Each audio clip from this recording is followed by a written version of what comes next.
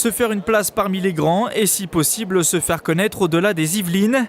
À côté des Flammarion, Grasset ou Robert Laffont, au Salon du Livre, les maisons d'édition indépendantes sont aussi présentes.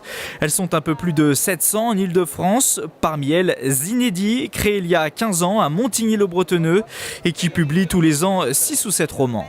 On échange avec les gens qui passent et qui s'arrêtent devant nos livres et on peut leur parler de nos livres, ils parlent de leur goût de lecture, etc.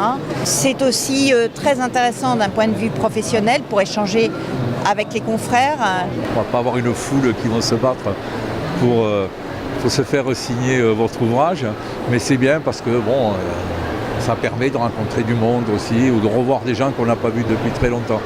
Profiter de la notoriété du salon et de ses opportunités, c'est également l'ambition des éditions versaillaises Il Adore.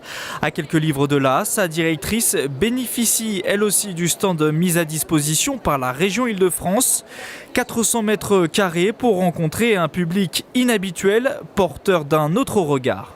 Je rencontre le public qui dit oui mais j'aime pas la couverture, ça peut arriver, on peut se tromper, on a l'occasion de parler, donc d'améliorer aussi notre travail.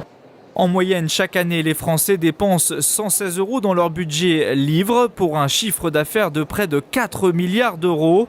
Une manne financière dont profite largement l'Île-de-France. La région accapare à elle toute seule un tiers de cette somme.